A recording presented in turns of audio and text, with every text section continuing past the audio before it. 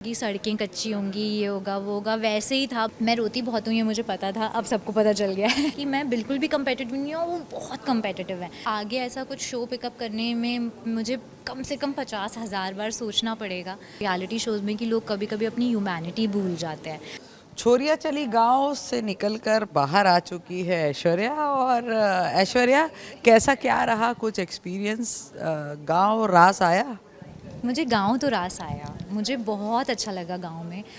मैं बहुत सारे लोगों से मिली, उनकी स्टोरीज़, उनकी स्ट्रगल्स, उनकी लाइफ जान पाई, उनके घर में भी रही, उनके साथ सोई उठी, बातें की, खाना बनाया, बहुत सारी चीज़ें सीखी। ये भी पता चला कि वो लोग अपना घर भी खुद बनाते हैं, एक एक ब्रिक लगा लगा के। तो बहुत कुछ नया सीखने को मिला और बहुत प्यार मिला, इतना प्यार मिला। आई थिंक मुझे सबसे ज़्यादा प्यार मिला क्योंकि लक्ष्मी को सब जानते थे, तो उसकी वजह से डबल प्यार मिल रहा था मुझे। तो मैं गांव में तो मैं बहुत खुश थी और मेरा एक्सपीरियंस है, once in a lifetime experience, जो मैं हमेशा अपने साथ रखूँगी।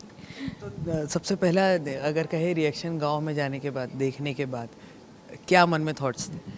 अ, मेरे लिए एक्चुअली हैप्पी था जब मैं गांव में गई। मैं जो सोच के गई थी ना कि गांव में जाके मैं अडेप्ट कर लूँगी, हो जाएगा मेरे लिए। मैं जैसे कि मैंने बोला, वो मेरे लिए डबल मैं बहुत खुश थी वहाँ जाके, क्योंकि जो मुझे लेने भी आए थे, जिन्होंने बोला कि हम आपको अपने घर में रखना चाहते हैं, उन्होंने बोला कि वो मेरे फ़ैन हैं और उन्होंने मुझे इतना प्यार दिया है अपने घर में। उनकी मम्मी ने मुझे बोला कि अब हमारी 5 बेटियाँ हो गई हैं तो मैं तो बहुत खुश थी गाँव में। मुझे फ़र्स्ट रिएक्शन मेरा जैसा हमने सोचा था, जैसा हम गांव के बारे में सोचते हैं कि सड़कें कच्ची होंगी, ये होगा वो होगा, वैसे ही था। बहुत सारी गाय माता थी, बहुत सारे जानवर थे तो वैसे ही रिएक्शन था, बट प्यार बहुत ज़्यादा था।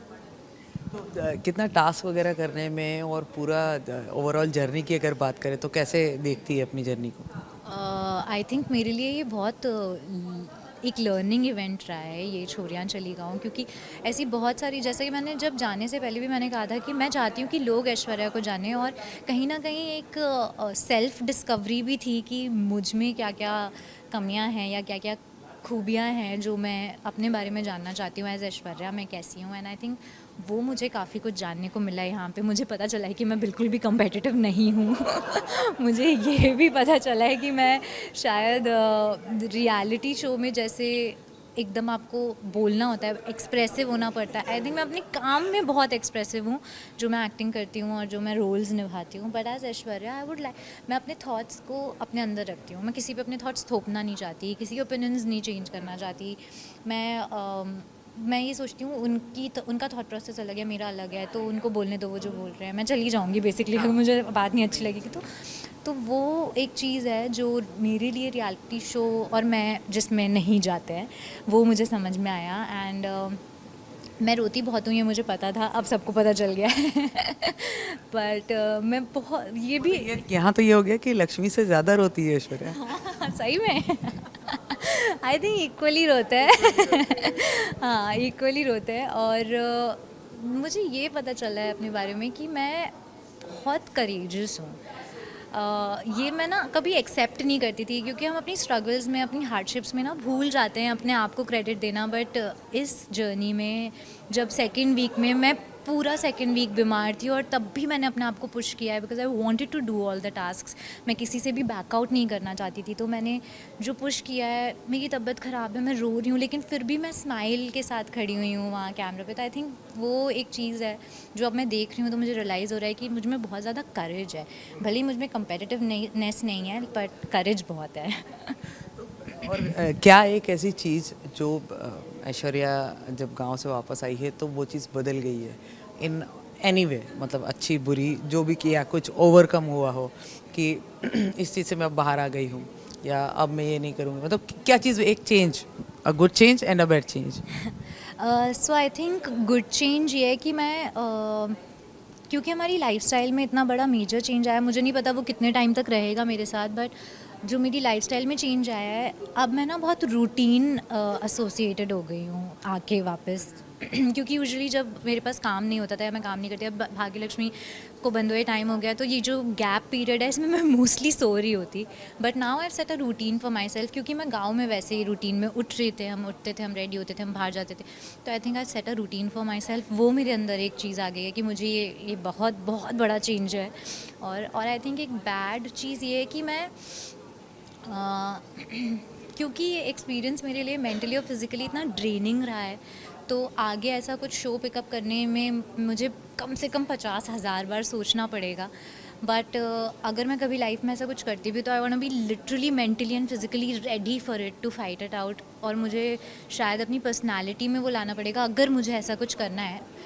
अदरवाइज़ आई डोंट थिंक कोई ऐसा मेजर चेंज आया है मुझे। यही है बस। बस नेक्स्ट मेरा यही क्वेश्चन था कि अब अगली बार आप रियलिटी शो करने के पहले क्या क्या चीज़ों को ध्यान में रखेंगी? कि मुझे एक चीज़ तो ये रियलाइज़ हुई है कि क्योंकि कंपटीशन लेवल इतना ज़्यादा होता है रियलिटी शोज़ में कि लोग कभी कभी अपनी ह्यूमैनिटी भूल जाते हैं। वो भी मुझे देखने को मिला यहाँ किसी किसी में। तो वो एक चीज़ है जो मेरी लाइफ में मैंने सोचा कि मैं कभी अगर इस पोजीशन में भी आ जाऊँ या कभी मैं ऐसी आउटस्पोकन इंसान भी बन जाऊँ, तो भी मैं कभी नहीं कर सकती है कि मैं अपनी ह्यूमैनिटी पे लूज़ आउट कर दूँ। बाकी आई थिंक रियलिटी, मैं अगर फिक्शन और नॉन फिक्शन के बीच में कभी मुझे चॉइस होगी, तो I will always go for fiction. Because यहाँ रह के मुझे रियलाइज़ हुआ है मैं अपने सेट को, अपने कपड़ों को उस चाय को जो पर्दा डला के देते हैं, camera, scripts, everything, I was missing so much. And I just realise that I am here to be an actor, and मैं बस एक्टिंग करना चाहती हूँ। I want to do something that I am good at. तो वहाँ से गांव से निकल के कितनी दोस्तियाँ और कितनी दुश्मनियाँ लेके बाहर निकली है? बिल्कुल एक भी दुश्मनी नहीं लेके। आपको लगता है मैं दुश्मन बनाती हूँ? मैं दुश्मन नहीं बनाती हूँ। लोग मेरे बारे में चीज़ें बोलते हैं, वो बोलना चाहते हैं, वो उनका वो उनकी थिंकिंग है। ओ दोस्त मैंने बहुत सारे बनाए हैं। अनीता मेरी सबसे क्लोजेस्ट शो में जो मेरी फ्रेंड रही हैं, एंड डॉली, सुरभि समृद्धि, उनसे मैं ये 2 3 4 लोगों से मैं बहुत क्लोज़ हूँ। बिल्कुल, बाहर आके मैं सबसे ही कांटेक्ट में रहने वाली हूँ, आई एम श्योर। मुझे ऐसा लगता है, but let's see. I think Reha, Sumukhi, ये लोग भी मेरे बहुत अच्छे फ्रेंड्स हैं। Krishna is a very nice girl, मतलब आप उनसे जाके अपनी बातें करोगे तो वो आपसे बहुत अच्छे एडवाइसेस देती हैं आपको शांत काम कराने, क्योंकि वो बहुत काम है।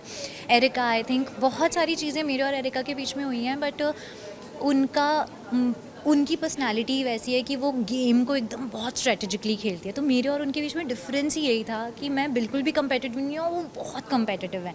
पर वो कभी भी अपनी फ्रेंडशिप्स और अपने वल्नरेबल साइड को गेम में नहीं लाती। ये उनकी अच्छी क्वालिटी है to be in this game. So मैं फंसी उसमें, वो हो गया। But I think she is also very nice girl, तो उनसे भी मैं मिलना चाहूँगी जब वो बाहर आएंगी। But I think Krishna, Anita, Dolly and Surabhi Samriddhi, ये मैं इनसे सबसे ज़्यादा क्लोजेस्ट। ऐश्वर्या अपनी एग्जिट की जिम्मेदारी किस पर डालना चाहेगी या किससे जिम्मेदार ठहराओगी?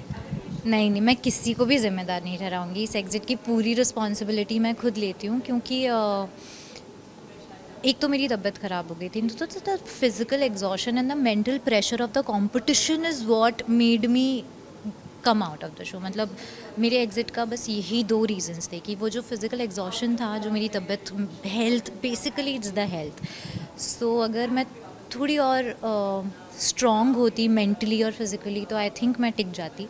बट हेल्थ कम्स फर्स्ट, जान है तो जहान है। आगे मुझे बहुत सारी चीज़ें करनी है जो मुझे पता है कि मैं बहुत अच्छी कर सकती हूँ और लोगों को बहुत एंटरटेन कर सकती हूँ, तो वो करूँगी। अभी नेक्स्ट तो बहुत सारी चीज़ें आ रही है। इन फ्यूचर बिग बॉस भी अगर आता है तो ऐश्वर्या पहले मुझे क्या लग रहा है? एक ट्रॉमा से बाहर आने दो, फिर मैं दूसरे के बारे में सोचूंगी। पहले अभी बहुत फ्रेश है। बाहर आ गई हो तो सबसे पहले क्या करने वाली हो? वेकेशन प्लान, क्या आप कुछ प्लानिंग्स है? नहीं, सो एक बहुत नई चीज़ हुई है शो से। हमेशा भाग्य लक्ष्मी और लक्ष्मी, रश्मि, ऐसे सब है ना, बहुत प्यार मिला है लोगों को, बहुत ऑडियंस का बहुत प्यार मिला है। तो मुझे हमेशा लगता था कि ये शो की पॉपुलैरिटी, शो इतना पॉपुलर है इसलिए। बट इस शो से मुझे पता चला है कि मुझे कितना प्यार करते हैं लोग एज ऐश्वर्या, क्योंकि इमेंस अमाउंट ऑफ सपोर्ट है। तो आई थिंक वो एक चीज़ है जो मैं कंटिन्यू करना चाहती हूँ कि एज ऐश्वर्या मैं कैसे कनेक्ट कर सकती हूँ लोगों से, अपनी रियल पर्सनैलिटी। तो उस पर मैं बहुत सारा काम कर रही हूँ। तो सोशल मीडिया, यूट्यूब वगैरह, वो आप एक्सपेक्ट कर सकते हो। तो उस पे मैं काम कर रही हूँ। मैं चाहती हूँ कि अगर इस शो में मेरा टाइम बहुत कम रहा है तो मैं कैसे और कौन से वेज़ हैं जिनसे मैं एक्चुअली कनेक्ट कर सकती हूँ, तो उस पे काम चल रहा है।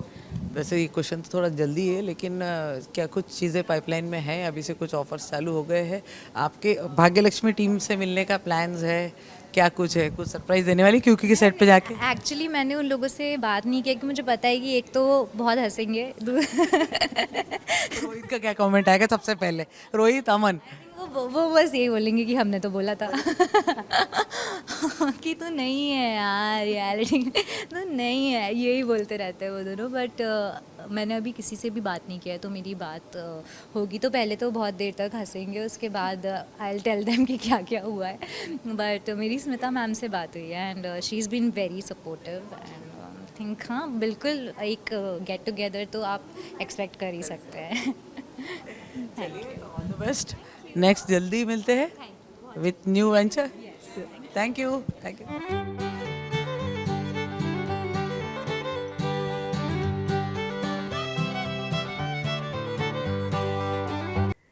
हम तो बिखेरते ही हैं आपकी ज़िंदगी में इन लिपस्टिक्स की तरह एंटरटेनमेंट के रंग।